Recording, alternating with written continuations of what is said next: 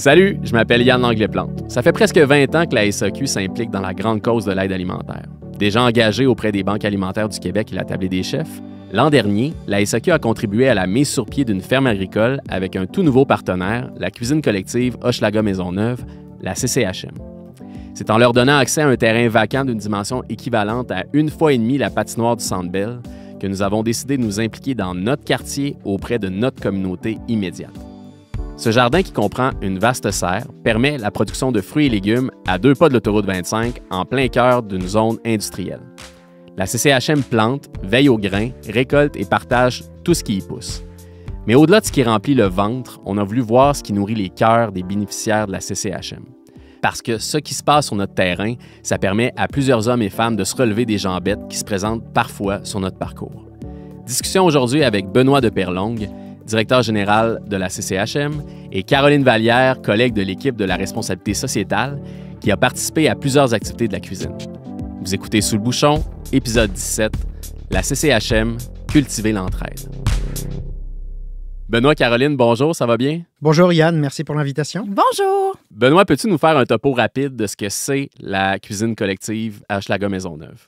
Oui, bien sûr. La CCHM est un OBNL dont la mission est de promouvoir une saine alimentation et de favoriser l'autonomie en développant la capacité d'agir des personnes, en mettant l'économie au service du social. Donc pour y arriver, on a plusieurs choses. Il y a les ateliers de cuisine collective. On fait également de l'insertion socio-professionnelle. Et pour faire cela, on a un service traiteur qui livre l'ensemble de l'île de Montréal. Et on a une ferme agricole. On fait de l'agriculture urbaine, notamment avec la SAQ. L'an dernier, la mise sur place de la ferme sur les terrains de la SAQ nous a permis quand même de récolter pas loin de 7 tonnes de légumes qui ont été distribués à des familles dans les besoins ou vendus au juste prix aux citoyens du quartier. Notre organisme aide à remplir des ventres, mais aussi et surtout à briser l'isolement, à rassembler, à redonner confiance, à sortir d'un passage plus difficile dans la vie. C'est un lieu de mixité sociale où on est dans une bulle de confort entre nous. Fameuse bulle de confort, c'est vrai, je l'ai entendu souvent quand on s'est préparé pour ce balado-là. Caroline, en quoi cet organisme-là est lié à la fameuse responsabilité sociétale de la SAQ? Oui, Yann, c'est une super bonne question. Puis je pense que si tu permets, je vais juste revenir sur le thème responsabilité sociétale. Je te le permets. Merci. Donc, la responsabilité sociétale, c'est un grand terme, mais grosso modo, là, c'est l'intégration volontaire par les entreprises des préoccupations sociales et environnementales de leurs activités. Donc, dans le cas de la cuisine collective Hochelaga Maisonneuve, il faut se rappeler que la SAQ, la cause de la SAQ, c'est l'aide alimentaire. Donc, la SAQ organise annuellement des campagnes pour soutenir Banque alimentaire, ce qui est extraordinaire. Banque alimentaire est un organisme provincial qui va venir par la suite soutenir en fait les moissons qui sont intégrées dans les différentes régions. Chaque région a des besoins différents. Donc, les moissons sont là pour répondre en fait aux besoins alimentaires des régions. Mais si on descend encore plus dans les quartiers, on a des organismes comme la cuisine collective Hochelaga Maisonneuve qui sont complètement intégrés dans le quartier, qui répondent aux besoins du quartier et qui sont en fait soutenus par Moisson Montréal. Donc, ce que la SAQ vient faire ici aujourd'hui, c'est soutenir sa cause, qui est l'aide alimentaire, mais directement avec un partenaire local, exactement, parce qu'il faut rappeler que le siège social de la SAQ est dans l'arrondissement Hochelaga-Maisonneuve. Donc, la SAQ a pris une partie de ses terrains, comme tu l'as dit en introduction, pour l'offrir à l'organisme, pour avoir un aide direct. Et c'est ça, en fait, la grosse plus-value de ce projet-là. C'est sûr que Benoît, en soi, est une plus-value, mais le projet pour la communauté, en fait. Voilà.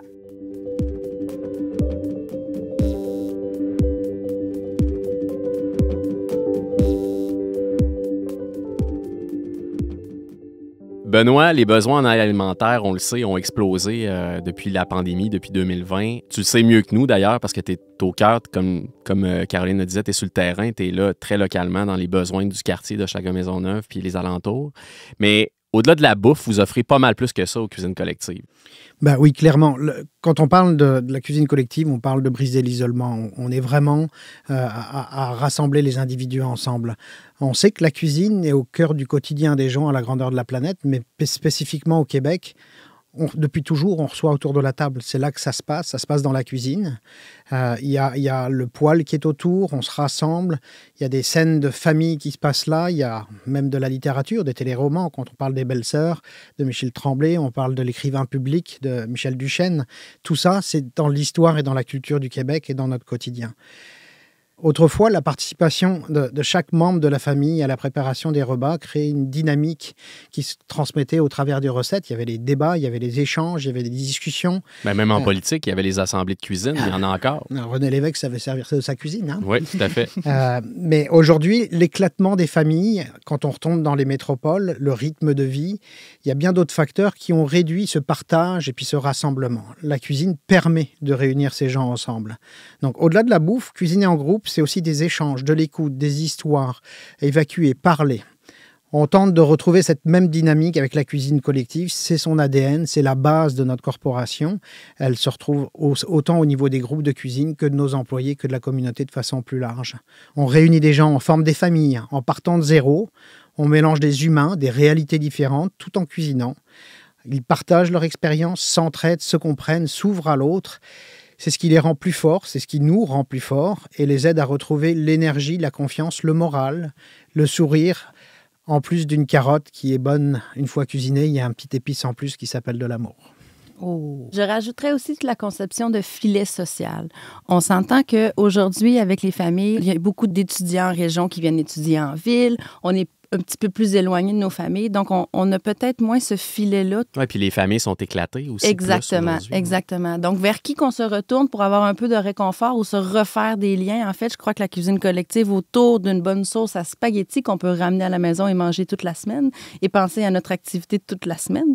Je crois que c'est vraiment une plus-value, là, ce filet social-là là, qui vient nous aider à aller un petit peu plus loin puis à ne pas tomber plus bas. Puis toi, Benoît, tu le vois, ça? Ben, clairement, si tu prends l'exemple des étudiants qui viennent de partout au Québec, qui se retrouvent en ville dans un environnement différent, ils se réunissent autour d'une cuisine, ils apprennent à connaître d'autres personnes qui ne font pas partie de leur quotidien, d'autres réalités. C'est des rencontres improbables. Il y a aussi également, on pourrait parler de la mère monoparentale qui vit des difficultés, des situations de crise, et puis la mère avocate qui a à un moment une pause après sa grossesse, et puis ça se réunit dans une cuisine, et puis ensuite, ils se retrouvent en dehors de la cuisine. Donc, la cuisine est un début qui se prolonge dans la société par la suite. Donc, ça fait des noyaux familiaux qui ont été éclatés, puis qui se reconstituent entre des gens qui ne se connaissent pas. Donc, on crée vraiment un noyau familial, un filet social. Bien, moi, je trouve que vous avez tout à fait raison, là, Benoît. C'est vraiment important que tu le soulignes. La mode de la cuisine est partout. On s'entend que notre génération est née avec Ricardo, qui est aussi important que Mère Teresa aujourd'hui. Tout à fait. Il y a Google et Ricardo. Il y a Google et Ricardo, voilà.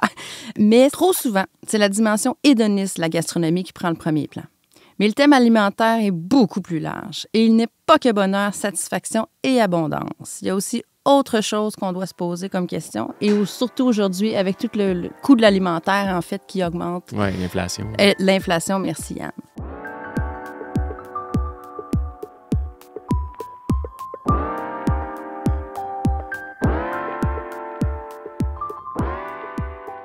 Dans la préparation du balado, on parlait beaucoup de mutualisation. Donc, filet social, mutualisation, on a un champ lexical qui est en train de se bâtir, là. Qu'est-ce que tu veux dire par ce terme-là? La mutualisation, c'est le partage par des individus ou des groupes d'individus. On peut très bien parler des gens qui sont dans les groupes de cuisine que les organismes qui collaborent ensemble. On parle d'équipement, on parle de camions, on parle de cuisine, on parle de ressources humaines. Cuisiner en groupe, ça permet beaucoup plus de remplir une assiette et un ventre. Ça remplit le cœur, ça provoque des rencontres, ça crée des liens, ça multiplie les forces. C'est aussi ça, la mutualisation. Puis toi, Caroline, tu nous parles de ton expérience personnelle. Oui, effectivement. Ouais. Moi, j'ai eu la chance, en fait, de croiser sur mon chemin la cuisine collective Hochelaga-Maisonneuve, qui a été d'un grand support. Alors, on s'entend dans la vie, il y a plein de bonnes nouvelles, puis il y a plein de beaux événements, mais parfois, la rapidité de ces événements-là, mis ensemble, fait en sorte qu'on peut, des fois, côtoyer... un peu. C'est ça, exact, c'est tellement bien dit, Yann, contribuche. Donc, on s'imagine un couple heureux, 2 emplois, un premier bébé, un appartement qui n'est pas vraiment convenable pour le bébé. Donc, on change, on a un condo, un auto qui n'était pas convenable pour le bébé, on change d'auto. Donc, c'est toutes des bonnes nouvelles.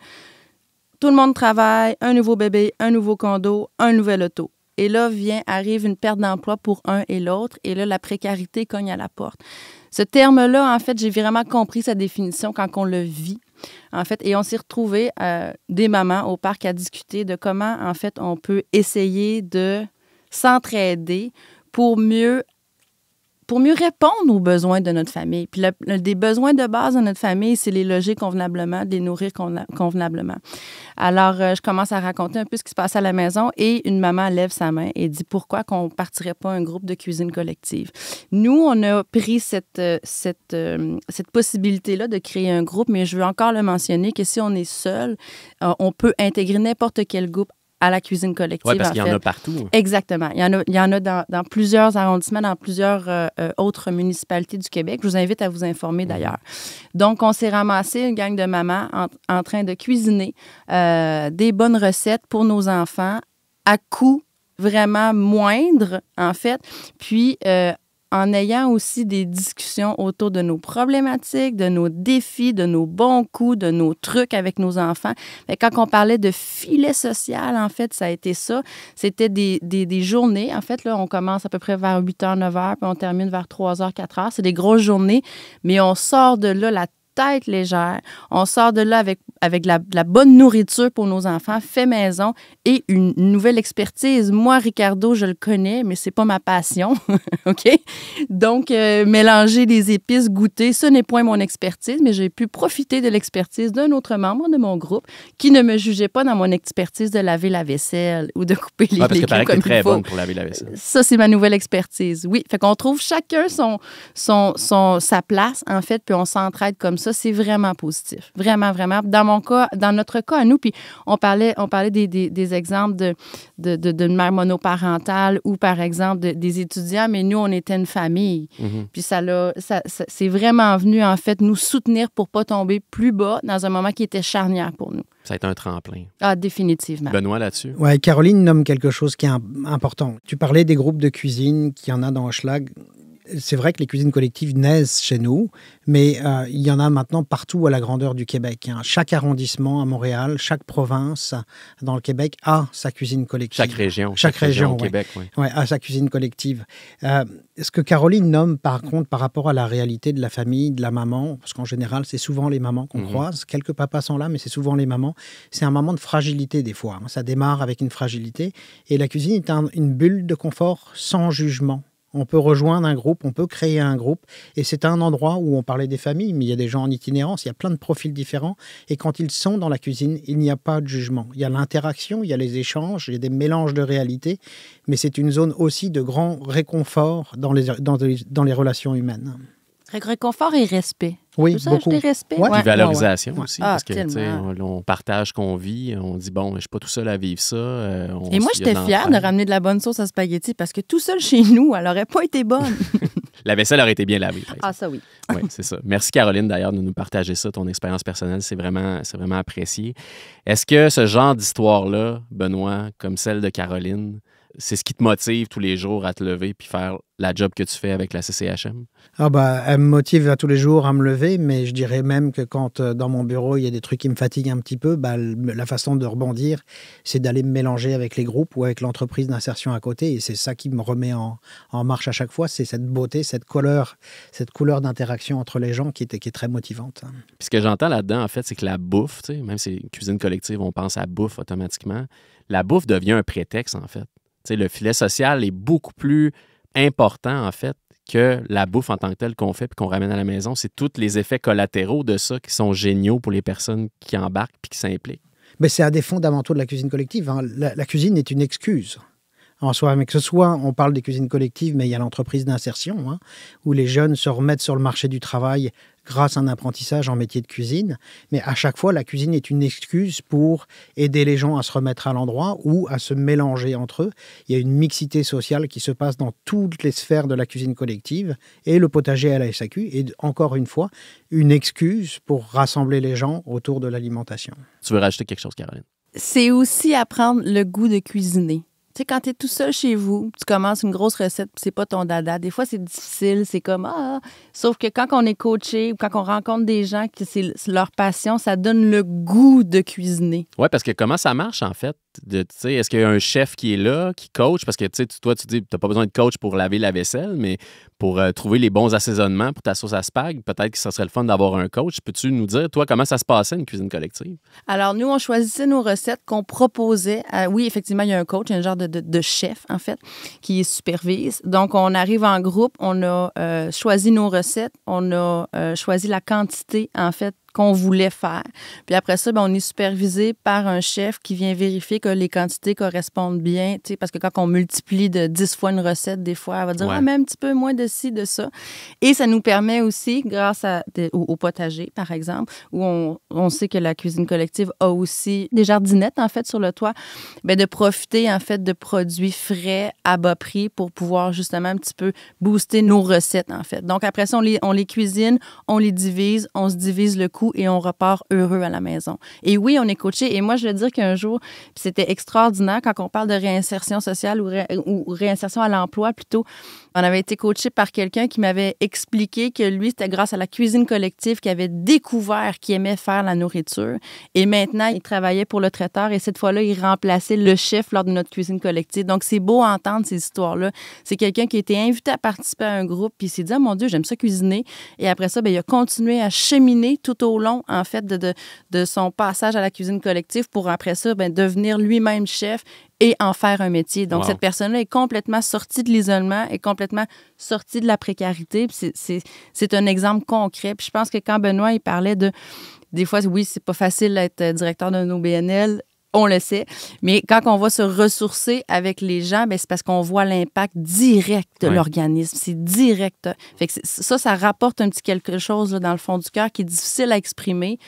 Donc, je vous conseille de l'essayer. Mais c'est là. 50% de nos équipes sont des gens qui sont issus de nos parcours d'insertion qu'on a intégrés à l'interne. Et donc, on n'a pas besoin de leur expliquer l'ADN de la corporation dans laquelle ils travaillent. Ils l'ont vécu. Jusqu'à mon adjointe, Nathalie, qui est là depuis 27 ans, a fait un parcours en employabilité il y a 27 ans chez nous. Et c'est devenu mon adjointe. Donc, il y a vraiment cette notion d'entraide, solidarité qu'on retrouve dans les groupes de cuisine ou à travers l'insertion se retrouve aussi au sein des équipes de travail dans notre façon de fonctionner. Puis si on veut aider la CCHM, il y a plusieurs services que vous offrez au-delà de les cuisines en tant que telles. Tu parlais d'insertion sociale, tout ça. Si on veut vous aider dans votre cause puis agrandir, on fait ça comment? Je dirais qu'il y a plusieurs façons de le faire. La première, qui va être celle de l'entreprise d'économie sociale. Vous avez la capacité puis la possibilité d'acheter au juste prix les produits qui viennent de la cuisine collective. Donc, que ce soit de la ferme avec des paniers de saison. Certains restaurateurs nous achètent aussi des légumes. Vous avez un service traiteur où vous achetez au juste prix des produits qui sont faits par l'entreprise d'insertion. Il y a une plateforme de vente en ligne où vous pouvez acheter l'ensemble des produits de la cuisine collective. Donc, ça, c'est le premier volet qui touche à notre autonomie d'approche d'économie sociale où les revenus sont réinjectés dans les actions de la communauté. L'autre point serait tout simplement de regarder comment vous avez envie de contribuer de façon individuelle et collective dans la communauté et de venir faire du bénévolat sur les différentes actions qui existent. On parle de l'agriculture, on parle des cuisines, on parle d'aller à Moisson Montréal, on parle de faire des distributions de paniers de Noël, de faire de la distribution dans les milieux HLM parce qu'on dessert jusqu'à Pointe-aux-Trembles maintenant des organismes dans la communauté. Donc, il y a plein de façons de le faire et la meilleure façon, c'est de le faire. Je parlais tout à l'heure d'un ingrédient en plus qui est de l'amour. C'est de le faire là où vous avez envie de le faire et de trouver votre champ d'interaction qui est celui qui vous correspond le plus. Il y a toute une panel qui est à disposition. C'est pas les champs qui manquent, là, visiblement, chez vous pour donner un coup de main. Il y en a d'autres. La SAQ a provoqué quelque chose. Il y a un potager qui était existant avant. La SAQ en a provoqué un autre qui est déjà en train de s'implanter. Puis il y en a d'autres qui sont à venir pour les années à venir. Mais tant mieux si ça peut faire des petits. Caroline, tu voulais ajouter? Oui. Si je peux aussi faire un petit appel à tous pour ceux qui vont écouter le balado. Je vous invite fortement à venir voir de quoi ça a l'air, une serre urbaine, en fait. Je vous invite à former un groupe pour venir planter, cueillir, avec amour, évidemment. Toujours. Et appeler la CCHM pour savoir comment on peut contribuer. C'est sûr que tout au long de la saison, il y a différents besoins. Il y a des gens qui vont préférer aller porter de la nourriture, d'autres qui vont préférer la planter, l'arroser, l'accueillir. Mais tous ces besoins-là, en fait, ils sont là. Et ça fait vraiment du bien de travailler et de voir l'impact. Donc, je vous invite vraiment, tous mes collègues, en fait, là, les collègues travailleurs de l'île de Montréal, mais si vous voulez de la Gaspésie, vous pouvez venir nos aussi. Collègues, on a des succursales dans tout le Québec, 7500 Oui. employés partout sur le territoire, des cuisines collectives dans tous les quartiers ou presque, ou au moins dans toutes les municipalités, dans plusieurs. Allez-y, allez donner un coup de main. Merci Caroline. Même les gestionnaires, pensez-y, des activités de cohésion de groupe. Le potager de la SAQ l'année dernière, c'est 140 bénévoles. Sur l'ensemble de la saison, c'est 140 bénévoles qu'on pensait dans le potager et qui ont fini dans la distribution des paniers de Noël à la fin. Donc la cohésion de groupe, la notion d'appartenance dans une activité de groupe qui redonne à la communauté, c'est génial. C'est génial. Un gros merci à vous deux. Caroline, merci pour ton témoignage, puis merci pour ton enthousiasme par rapport au projet. On sent que ça te tient vraiment à cœur. Benoît, moi, comme employé de la SAQ, je suis vraiment fier qu'on soit à vos côtés pour ce projet-là. Puis je suis certain que je ne suis pas le seul. Merci pour ton engagement, puis bravo à toute ta gang. Merci, puis merci à votre engagement. On est très privilégiés d'être là.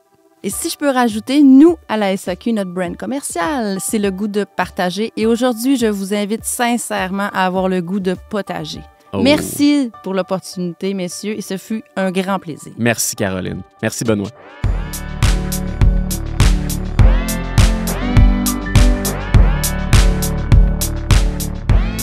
Le balado Sous le bouchon est une production de la SAQ en collaboration avec Magnéto. Idée originale, Yann Langlais-Plante et l'équipe des affaires publiques et communications de la SAQ. Prise de son, montage, mixage et musique, Antonin Viss. Réalisation, Linda Bouchard. Un merci spécial à Linda Bouchard et Geneviève Ferron pour le contenu de cet épisode. Abonnez-vous et parlez de Sous le bouchon autour de vous. Je suis Yann Langlais-Plante. Merci de nous avoir écoutés.